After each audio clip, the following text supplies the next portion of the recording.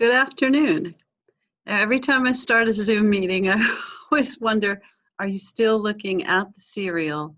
And um, when am I going to get a haircut? These are the two things that I wonder. Plus, I was watching the news and the extension of the COVID-19 outbreak, and I thought, what would be more fun than watching the news about COVID-19? And then I thought, oh, yes, the lecture about the Great Depression. That might be more fun. So that's what we're going to do, the lecture about the Great Depression. So let me find the note sharing thing. Now, I don't know if you found these notes already, excuse me, but these notes, of course, are available on the course documents page. Yes, the course documents page. So, Great Depression. So we'll talk about that.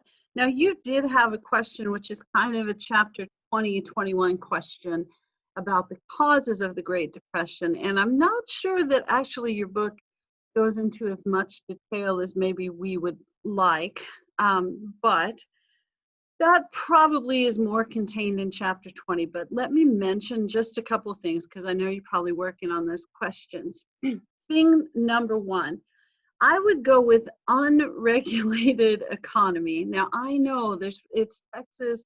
There are probably some of you in here who are, very kind of libertarian leaning, and God bless you, and thank goodness for all the different perspectives. I'm not trying to dish your political views at all, but sometimes unregulated capitalism leads to weird things like people loaning people money so they can buy stocks and then borrowing against the value of those stocks so that you can buy more stocks, and not really having specified rules about what sort of capital you need or collateral you need to make those loans. So if those are unsecured loans and they're pretty reckless loans, I mean, one of the things that I've read is, of course, I'm just saying that because I'm not so old that I was around in the 1920s, and I surely didn't participate in this. But one of the things I've read is you really needed about 10% down to get a loan by stock. So if you wanted to buy $100 worth of stock, you needed $10 to secure that loan.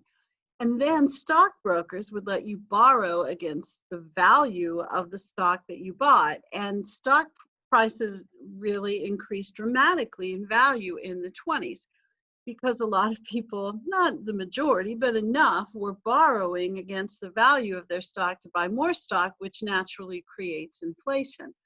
So your initial investment of $10 could get you several $100s worth of stock. And people who only put down $10 can be pretty reckless with an investment like that. So you have not a majority of people, but enough people doing stuff like that. Plus you have companies that really don't have controlled inventory systems. It's early, so there's no computers.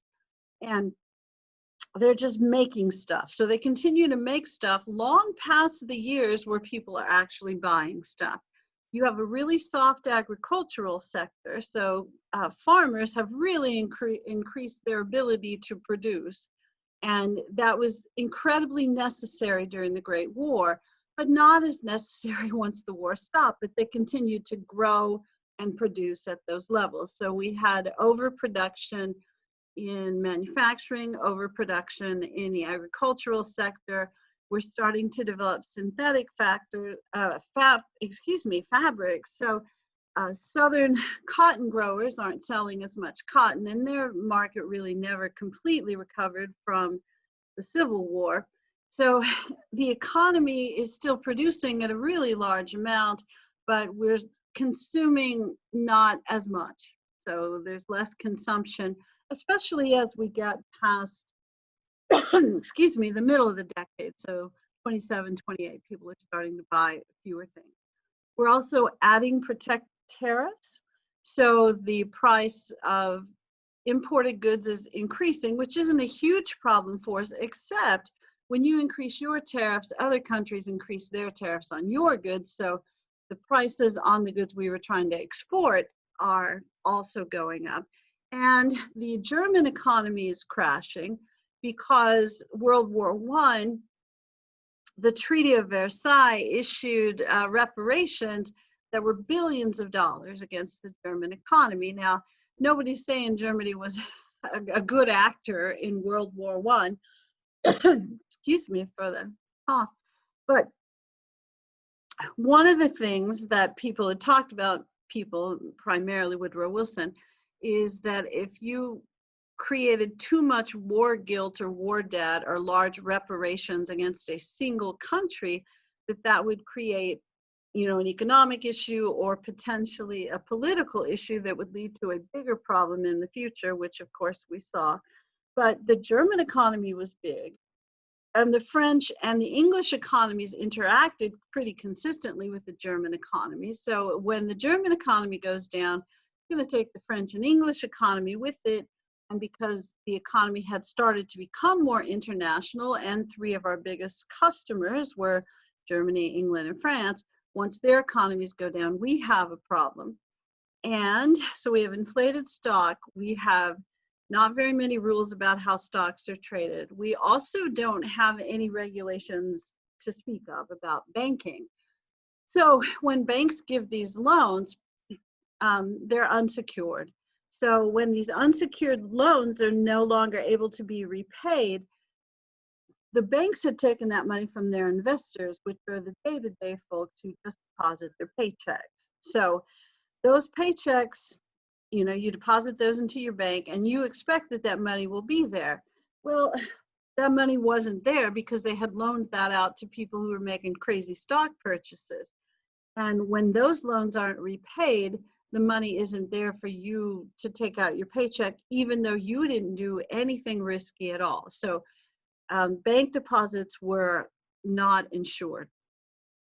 So you have uninsured bank deposits, you have unregulated stock trade, you also have increasing monopolies during this time period, and you have government programs toward the end of the 20s that are designed to maybe curb the effects of the Great Depression, but companies, rather than spreading the wealth to their employees, take that and shore up their own stock positions. And you've probably seen something similar to that if you've been watching the news about excuse me, the government programs to help out small businesses, which ended up being accepted by some very large businesses. So one of the things that is kind of consistent throughout human history is that if the government offers money, people who really like money, whether they're technically eligible for those programs or not, will try to take that money. And they may not have the best interest of their employees or consumers at heart because, greed. So there's a lot of stuff going on in the 20s. You've got overproduction, underconsumption, a complete lack of regulation with businesses, with banking, with stock trades. You've got a global depression where, in the international economy impacts everyone. And wow, so you got a lot of stuff going wrong during that time period. So, and the assumption has always been, up until that time period, when you have a period of economic recession or depression, and recession is technically, I know you've had an economics class, maybe. Recession is technically, classical definition is 2 economic quarters of a lack of economic growth. So where your economy declines for 2 quarters, half a year, that's technically a recession. And then if that happens for a year, that's a depression. That typically lasted maybe a year. And then the economy just naturally recovered because, after a while, people start to buy up inventories and it's just a natural process. But there are things that affect that natural process. If it's an international depression, maybe a pandemic, we're all about to find out. If there are other external factors, this can enhance a depression. But the assumption was the economy would just fix itself because honestly, it always had. But this was a new situation, and this depression lasts for for 10 years. And this is why it's referred to as the Great Depression. The Great Depression, not because people thought it was fun, because people enjoyed it because it lasted for a very long time. Okay.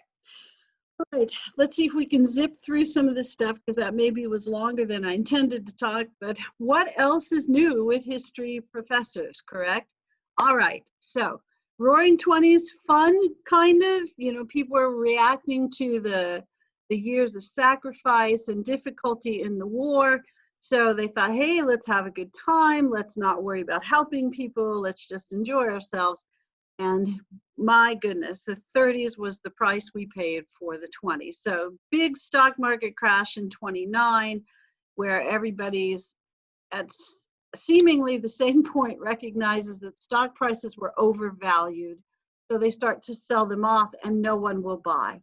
So the prices get lower and lower and lower. And there's like 5 millionaires in the United States who buy up all the stock and everyone hates them. And then you have an economic decline that takes us a decade to get out of. So let's talk about how we get out of a decade-long economic decline. All right. 1928, you have an unusual election, maybe. I don't know. I guess they're all, in your lifetime, they've all been kind of strange, haven't they? But Herbert Hoover, who's just your solid Republican, we credit him with the economic growth of the 20s. He'd been the Secretary of Commerce. He's, local boy who did well, dude from Iowa who goes to, where'd he go? Stanford, yeah, he studied at Stanford, studied mining, made $1 zillion, and then spent most of his adult life doing charitable stuff. Like during World War I, he was in charge of the food relief efforts. So we really liked him and admired him. And in the 20s, he'd been Secretary of Commerce, so he seemed to understand the economy, and he's just your average Protestant dude from Iowa, married his college sweetheart. We like it. So local boy, done well. So he's just your average American, go team, rise from obscurity kind of guy, Protestant dude. And then Al Smith, his grandparents were from Ireland. And, we're not as keen on immigrants maybe in the 20s as we are in certain decades. Also Catholic, which people in the Northeast are nervous about. And Smith is seen as maybe too pro-immigrant and too big city. We're not, we don't trust big city people because he had been the mayor of New York City and there's no city bigger. And, so also, he's opposed to prohibition and, Hoover is in favor of it. So Hoover wins, not close, but what you do start to see is that very consistent voting trend that we still see in the modern era, where larger cities tend to vote more for Democrats, and the country places and smaller cities and suburbs, they had kind of pre-suburbs during that time period, tend to vote for Republicans. So that's why if you've ever seen those red and blue maps, almost the entire country is red, but the largest percentage of people live in those tiny spots that are blue. So cities vote for Democrats and the countryside and suburbs vote for Republicans. Still kind of true. Although, again, this year will probably change a lot of that stuff. Who can say? Because the last election changed some of that stuff as well. All right, so stock market crashes. As far as party politics, this might have been a good election to lose, so go Democrats. Hoover takes office the very next year, the stock market crashes. So I don't know if you want to blame Hoover for it. You can if you like, but we've already talked about how we've land speculation. I could highlight that, all this stuff. So all that stuff's going on during this time period. We can't necessarily blame Hoover, but if you would like to, it's fine, because he had been the Secretary of Commerce, so he kind of beats some of that stuff. So yeah, go ahead, blame Hoover if you like. All right, so decade of laissez-faire, leave it alone, capitalism comes to the screeching halt. Okay, now the book is really going to ignore most of what Hoover does as president, but he does do a few things. So I don't want you to think he didn't do anything. Now, he did mostly think that if you give people stuff, it'll make them lazy and they'll get used to free stuff. So he really did not like direct relief programs because he thought, human nature makes us lazy. If people give us stuff, we'll just be lazy and take it. And there may be some truth to that. I don't know. if you're, watching the news lately, you've noticed that the unemployment program was kind of beefed up during COVID-19, so much so that many people make more being unemployed than they made being employed. So it's been hard to get them to go back to work. So they're cutting back on unemployment. So I don't think Hoover's necessarily just being like mean and nasty on this instance. It might be part of human nature, but again, these are your decisions. You decide. I'm old and jaded. You guys are still young and optimistic. So don't be jaded just because I am. But Hoover says, you give people stuff for free, they'll just stay home and be lazy. So he's going to do a couple things. A tariff, so you'll add taxes to imported goods so people will buy more American stuff. But I mean, the truth is if we were buying stuff, we probably were buying American stuff. So this actually decreases our exports, but they probably would have decreased anyway because, Great Depression, people don't have money to spend. But he does create the Reconstruction Finance Corporation, which will be extended during the New Deal, which is FDR's plan to meet the Great Depression, and the Federal Farm Bureau, and also, there's something else. The home loan, why can't I remember the name of it? Like a Federal Home Loan Corporation. I'm scrolling down to see if it's in the chart. It's not, okay. But I think it's mentioned in the notes that you might want to study.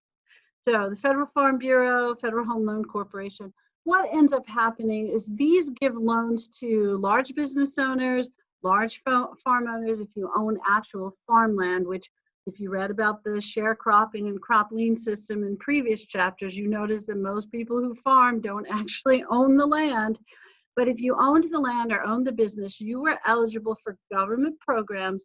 And the idea was that the RFC, Federal Farm Bureau, the Home Loan Corporation, if you actually owned your home instead of rented it or lived in an apartment, you could get loans to keep you from losing your business, losing your farm, losing your house.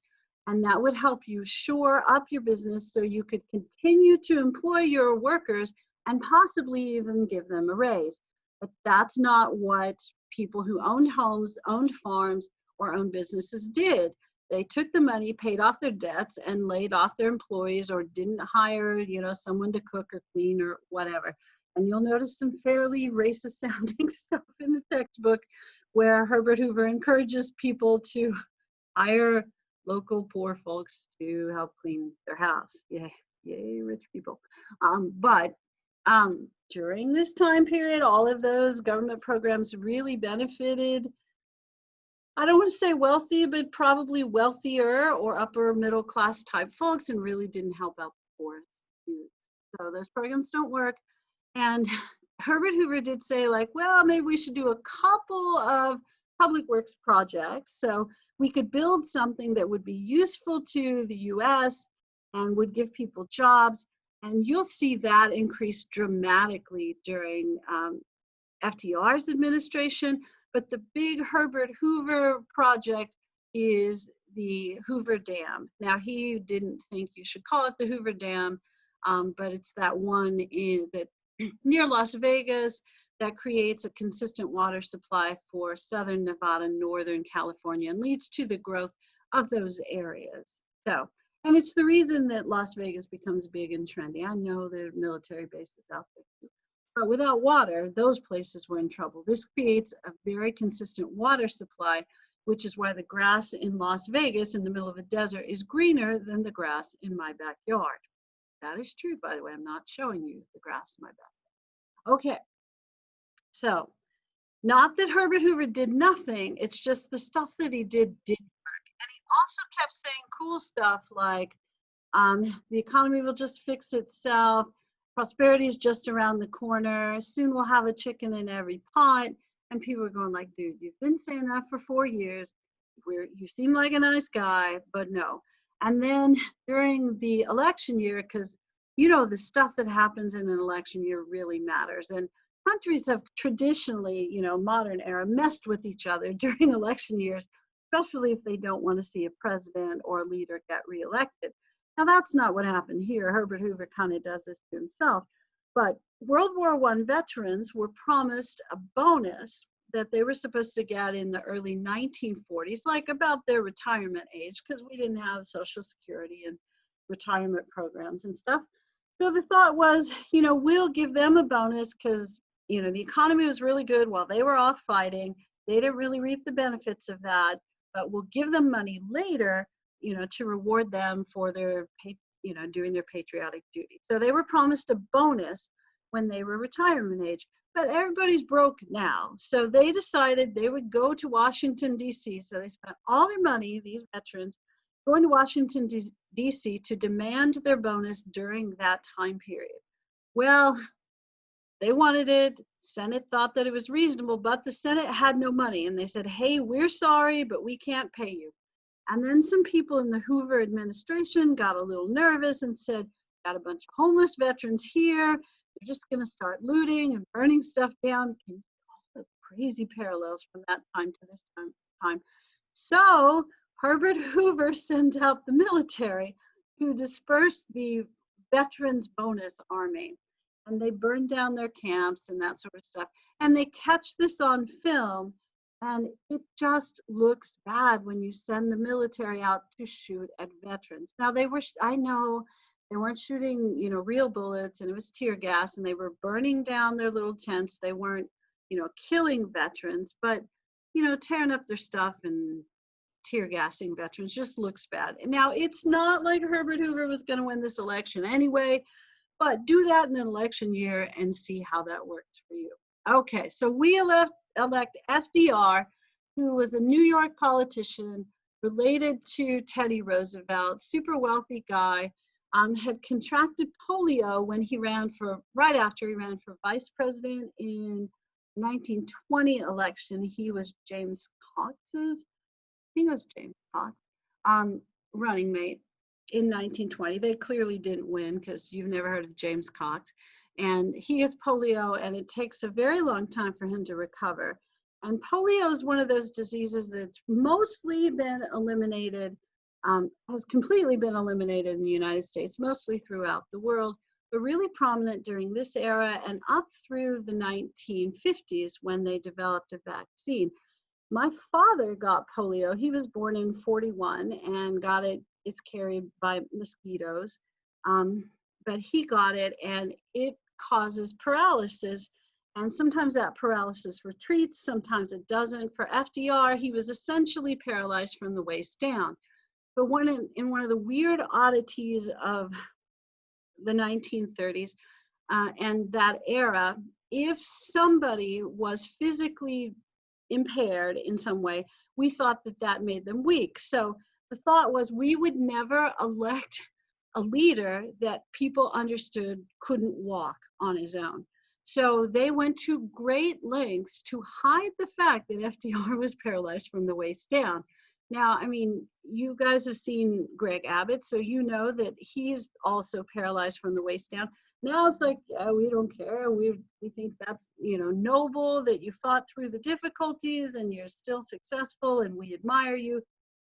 During this time period, it's like, nah, I don't want a weak guy being my president. So they hid that, so much so that the average American person really didn't know that he was paralyzed. And when they built the FDR Memorial, there was a lot of discussion about whether they should even put a replica, a statue of FDR in his wheelchair or with his crutches. And if you're wondering, how could you hide such a thing? Well, remember, there's no TV. Mostly you heard him on the radio. He gave weekly fireside chats. We just had to assume there was a fire. I wasn't really there, by the way. And when he did appear on newsreels in what's essentially movie news, they made sure that he was there before the cameras were rolling. And really, until Richard Nixon becomes president, the press has kind of an agreement with the leadership in the country to hide certain things about leaders. We'll talk more about that later. The big thing they really hid about FDR was that FDR was paralyzed from the waist down. There are other things they hid about him. We'll talk about those later because I can already tell I'm talking too much. But all right, we'll keep going. We elect FDR because he seems optimistic. He's going to try new stuff. We're tired of the old stuff that Herbert Hoover's been trying without success. So FDR says, I'll have a new deal. And it's a reference to playing cards. And if you play a card game and that has multiple hands, he's referring to poker, I believe. If you get a bad hand and all your cards are terrible, you can just fold. You're not out of the game. You get to play another round. So this is a reference to poker. And he says, I want a new deal, and we'll try stuff, and if it works, we'll keep it, and if it doesn't work, we'll get rid of it. We're going to try anything and everything to solve this problem. And people went, that's our dude. Not only does he not call the military out to shoot at veterans, he's going to try new stuff. Okay, so the New Deal is the name of the program to end the Great Depression, and it typically is referred to in two phases. First New Deal, all that stuff's the 1933 stuff. Second New Deal, which is the 35 and later stuff. And there are hundreds of New Deal agencies and organizations and plans, and they're all referred to by their initials, which leads to the nickname of the New Deal as alphabet soup. You'll see that referred to in other sources. I don't remember Foner calling it alphabet soup, but anyway. Now, part of the reason that there's a chart in here, I'm not gonna lie to you, you've already figured out I'm not good with technology. When I made these notes, it's like I figured out how to embed a chart in there. So I put a chart in there, but also these are really important New Deal agencies. So I'll just go over them really quickly. Now, please don't spend your whole study time memorizing every New Deal agency, because you only have 7 multiple choice questions on your upcoming quiz, and only 2 or 3 of them are about this era. So I'm not going to ask you about 52 New Deal agencies. Now, if you look at the notes about what you should study, I have specifically mentioned to you what you should study, which agencies, but I'm still going to mention really quickly what goes on in these. The CCC is popular because it takes young men out of cities, puts them into the country, and gives them stuff to do. And you can already tell, you watch the news, what happens when young people have free time.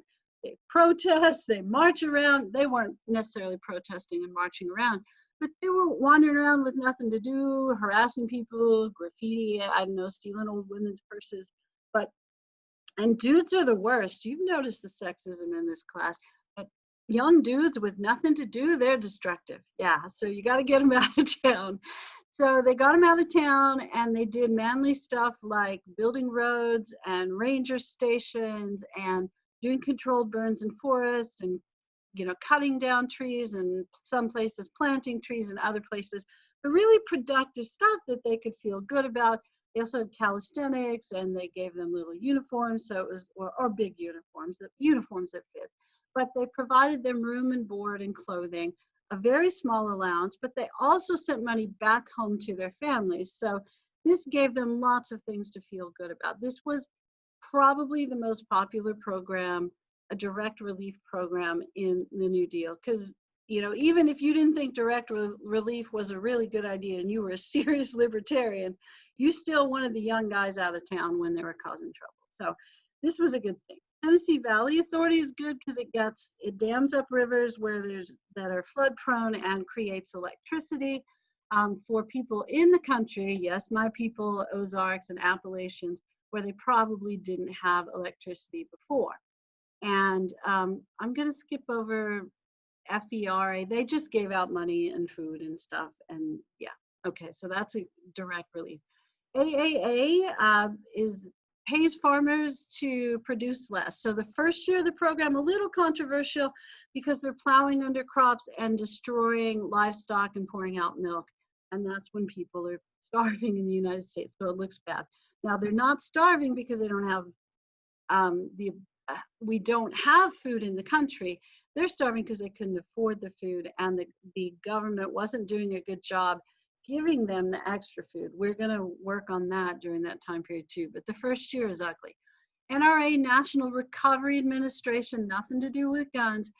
This is going to enforce labor codes and regulate wages, and this is where you're going to start to get the minimum wage that becomes part of law. And this benefits some industries, larger industries. It tends to benefit, it tends to be a little harmful to smaller industries. And what will happen to both of these, AAA and NRA, is they will be declared unconstitutional because the federal government will say this is too much direct interference by the federal government into private business, and it also takes over the role to regulate interstate commerce that's specifically given to the Congress by the US Constitution, hence unconstitutional. Now, FDR gets really mad when the Supreme Court declares his laws to be, or his programs that are very popular with the American public, to be unconstitutional. So he plans a Supreme Court reform plan because he says those guys are old and out of touch and they won't quit. You know, if you're on the Supreme Court, you get to stay till you die. And if you pay attention to the Supreme Court, you notice that probably in your very young years, there's some old folks like, man, they're never going to leave, are they? No, they're not. Ruth Bader Ginsburg will survive every illness and could be there, you know, until you guys are old. It's hard to say. But these people stay forever because it's an important job and it's prestigious and they have a huge impact on the country, history, that sort of thing. So FDR said these old out of touch guys are the ones that are declaring my stuff unconstitutional. So I will restructure the Supreme Court so that I can appoint younger folks. So for everybody who's over 70, I get to appoint a new person. And the Congress said, no way, buddy. That's way too much power for you because we're already doing everything you ask us to do. That's true. Congress passed every bill that FDR asked him to do. And he controlled the executive branch because he's the chief executive, so he's supposed to. If he controlled the judiciary, then he would control all three branches of government, and then that was never what the Constitution intended. So they rejected that, the American people rejected that, but the Supreme Court never again ruled any of his laws to be unconstitutional, and he eventually gets to appoint, I think, all 6 of those judicial spots because those guys either, pass away or resign. Back to the chart, PWA and WPA, they create public works projects, schools, roads, aircraft carriers, so projects, parks, hospitals, that kind of stuff. People tended to see this one as, you know, more of the long-term stuff that was lasting, but it didn't help as many people. And this one, the whole goal was just to give as many people jobs as possible. So sometimes this was the program that didn't do quality work. Sometimes that got reported quite a bit. This may be one of the most important things, FDIC. This insures your bank account. So this means that even if your bank gives out ridiculously stupid loans, and they changed the laws about that as well. The Glass-Steagall Act gives them a lot of criteria for how they can give out loans. But the FDIC insures your bank deposits up to a certain amount. And for most of us, it's an amount that we're covered for. Now it's 100,000. Back then it was either 2,000 individually or 5,000 per person. So, and if you have more money than that, you're probably not just sticking it in the bank anyway. And REA is how we got PEC where I live. So it creates electrification agencies for more rural areas, and it kind of works together with PBA. And WPA, I'd already said, is kind of the big, a little bit more wasteful version of PWA.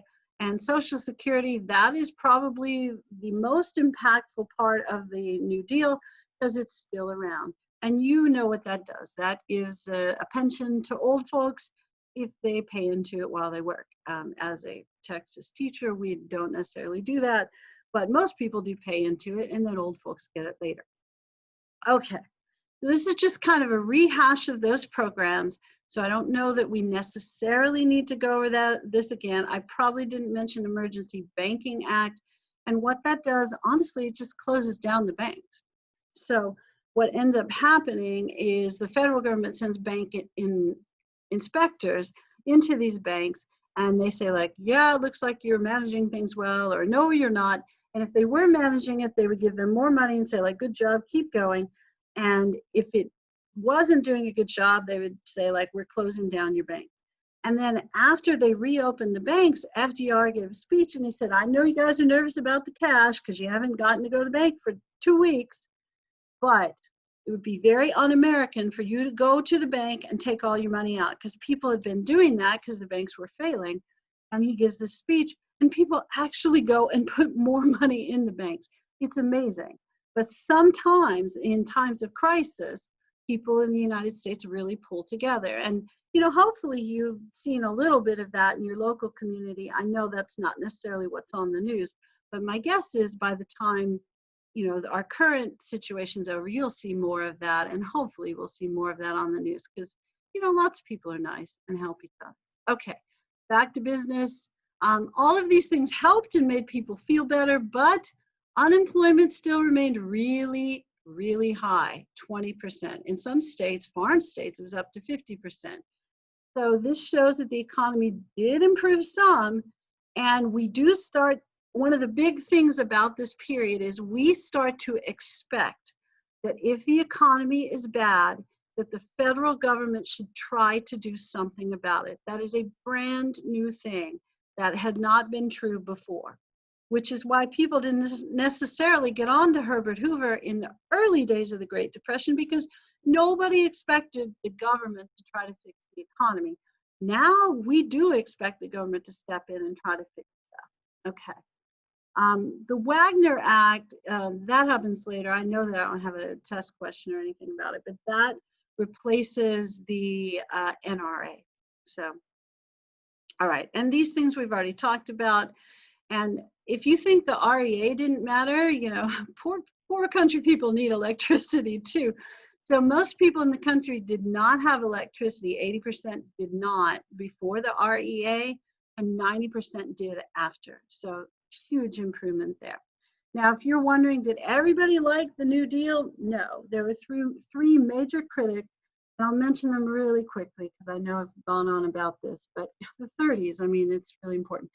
Huey Long was the governor of Louisiana, who eventually became the senator for Louisiana. And if you want to do a book review about somebody super corrupt, find a book about Huey Long. He's got to be one of the most impressively corrupt politicians in the history of the United States. And that's saying something for politicians. But if there's anything that you could do wrong, he did it. When he became governor, he moved his family into, excuse me. He moved his family into the governor's mansion, and his girlfriend, who had been a stripper, but then once he was governor became his administrative assistant / secretary. He moved her into an apartment near the governor's mansion, and he stayed with her. Interesting fellow, and he had either taken a bribe or given a bribe from any and every important person in Louisiana. But because he was so well connected, and FDR was nervous about being a northern guy, he was the guy they got to run their southern campaign for them when FDR ran for president in 32. And then Huey Long was so good at that, he thought, you know what, I could run for president and I could beat FDR. So he says he's going to run in 36, but then gets killed as he's leaving a Senate hearing in 35, which reminds me, I should have mentioned he runs for Senate so he can get more national exposure. He has something called the Share Our Wealth program, and he wants to tax millionaires at 100%. So once you earn that first $1 million, everything over 1 million is taxed at 100%. So you're confiscating all incomes over $1 million and guaranteeing everyone a house worth at least $5,000, which was a pretty nice house during that time period, and an annual income of $2,500, which is a decent annual income from that era. And if you're thinking there's no way in the United States that people would agree to this, hey, it's the Great Depression. And if you're making over $1 million in the Great Depression, people think you're doing that because you ripped people off.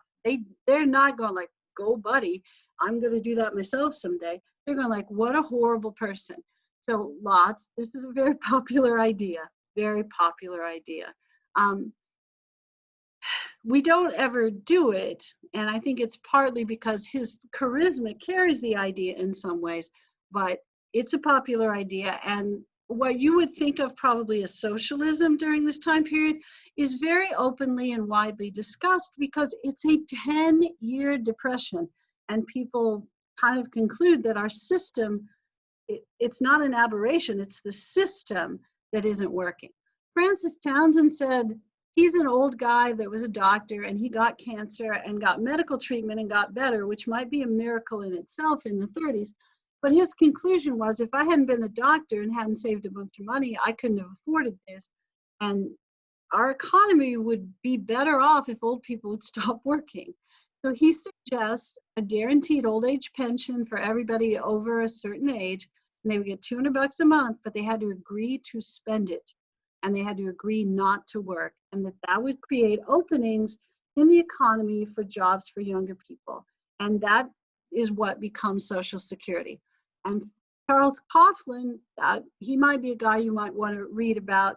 He's a Catholic priest that has a big radio show, and he's very much in favor of Roosevelt at the beginning, but then once Roosevelt becomes president, he thinks he's not progressive enough. He doesn't help poor people enough. He really just helps rich people. And who are those rich people? The bankers and the Wall Streeters and the stockbrokers. And he deduces that those are the Jews. So Father Coughlin becomes anti-Semitic and says that FDR is too pro-Jew. And yeah, so if this is distressing because Coughlin's a Catholic priest, you're going like, dang, racist Christian dude. He's not from the United States, so he's Canadian, racist Canadian. So yeah, blame Canada for him. But he's an interesting character because he has, a pretty good amount of influence because he has a really big radio show. Now this section, you may want to read over that again, but this talks about the Supreme Court reform program, which doesn't get passed. It's FDR's plan to reorganize the Supreme Court, but it does lead, perhaps, influence the Supreme Court to never again declare part of the New Deal unconstitutional. All right, and then stuff that changes and stuff that remains the same. There's a book written, I remember because I had a bunch of kids from Westwood High School that all had to read this book for their English class. And it's written by some New York Times reporter who is the environmental reporter for the Times. And he talks about how FDR is really the first conservationist president. It's like, maybe not. I really think that the New Deal programs that were supposed to help the environment really were designed to get the farm economic sector back on track.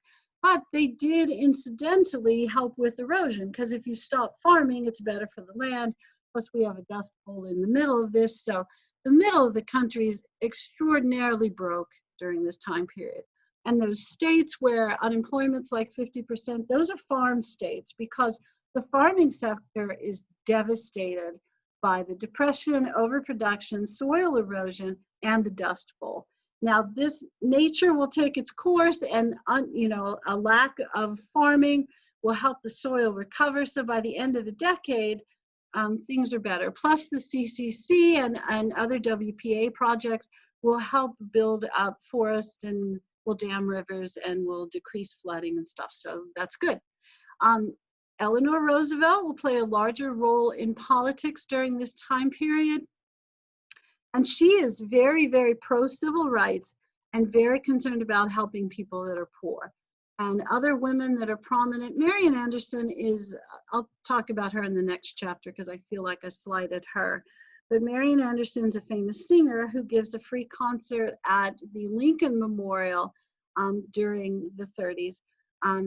Secretary of State Frances Perkins is the first female cabinet-level secretary, and Mary McLeod Bethune, African-American educator of great fame, Bethune-Cookman College in the DC area, was the head of the NYA, which is part of the WPA. African-Americans, for the very first time, are included and accepted as advisors in larger numbers in FDR's administration, even though some of the New Deal programs certainly discriminate against African Americans. The NRA allows different wage codes for blacks and whites, which leads to the nickname. And again, I know we don't say this now, but from the time period, NRA, a lot of African American leaders said it stood for Negro Robbed Again. And also, Social Security exempted jobs in domestic service and agriculture. So you didn't have to, employers didn't have to pay into Social Security. So people who were sharecroppers, people who cleaned and cooked and did domestic stuff were not eligible for Social Security. So the poorest people in the country were left out of Social Security. But the big thing that happens as far as voting patterns is, before this era, if you were African American and lived in the North, you know, if you're Black and live in the South, you're still not voting. But if you lived in the North and you were Black, you voted for Republicans because the Republicans were the party of Lincoln. This is where Black voters shift to from the Republican Party to the Democrats, because they felt like, at least in the FDR's administration, that the Democrats were more willing to listen to and consider their concerns. So this is where you see the major voting shift of African Americans away from the Republican Party to the Democrats. All right, and there's an Indian New Deal, but does anything happen to Native Americans in our history that's good? This ends the Dawes Act, those restrictions, and restores tribal autonomy. But honestly, by this time period, Native American culture is pretty decimated. It's the Great Depression. These guys are either in desert or farm states, and they're so broke that really what this does is kind of take away any government support for the reservations. And it does allow Native Americans to become citizens, but that really wasn't a huge, strong desire of theirs. Now, this will be important later, and I'm talking 1970s and 80s, because they'll take advantage is not the right way to say it, but they'll use some of the things passed during this time period to help actually sue the federal government and recover some land and some money. That might be interesting to you. And you know how we'd mentioned before, we loved Mexicans most of the time, and not so much during the Great Depression. So if you can't prove you're a citizen, we're going to deport you. And what the federal government did is they sent essentially immigration agents to work locations, day labor spots. And if you could not prove on the spot that you were a citizen, they just took you away, put you on the train and to Mexico City, because they got really good deals for train tickets, one-way train tickets to Mexico City. Now, the only way you could really prove you were a citizen during that time period probably was your birth certificate, because we didn't have driver's licenses, you know, there weren't green cards, visas, that sort of stuff. So yeah, if you didn't happen to carry your birth certificate around with you, which nobody does, they got deported. And people will start to speak openly about communism and socialism and that sort of thing, which will be a problem for these people after World War II, and we'll talk more about that later. And African American men and women in leadership positions become more prominent. But if you're wondering behind the scenes how things are going for the average African American, it's not cool. You can find books about these folks, the Scottsboro Boys. These are guys convicted of rape in Alabama, in Scottsboro. And this is such a weird story. I'll take like 2 minutes, but during this time period, you know, Great Depression, people would try to go from town to find jobs in the South and the Midwest. The easiest way to do that was to hop on a train. And these were cargo trains. They weren't passenger trains. So you'd be in a car with probably wheat or corn or who knows what else they're hauling. And it was really common for these hobos, is what they call them, to hop trains and go from city to city. Well, young unemployed women would sometimes work as hobo prostitutes.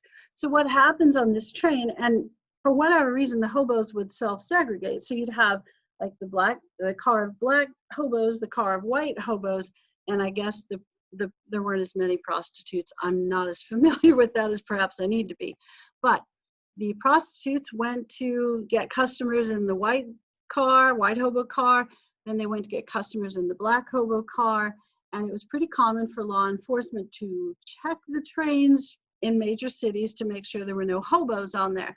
So law enforcement checked in Scottsboro, Alabama, and they found the hobo prostitutes after they had taken care of business in the African-American hobo car. So as they're leaving, these young Southern women don't want to be seen as prostitutes, so they say the black men raped them. And black men being accused of rape in the South in the 30s, that's not going to end well. So they all get taken to trial. At the end of the trial, the women eventually say they made it up because they didn't want to ruin their reputations. Doesn't matter, they get convicted and sentenced anywhere from death to life in prison. And it takes over a decade to get these guys out of jail. One dies in jail. I think one dies shortly after, but after the convictions. But it takes over a decade to get the conviction reversed, even though the women who accused them said it wasn't true. And there are several books written about this. And if you found one of those books and wanted to read it, it'd be depressing, but it would be eye-opening to you. Oh my goodness, I've talked too long about the 30s, so I'm going to stop now. Thanks for paying attention for so long. My apologies. Let me get rid of this. Okay. All right, my apologies for taking so long, but it's the Great Depression. It's really a big deal. So thanks again for paying attention. Please send me an email if you have any questions. Good luck to you. Bye.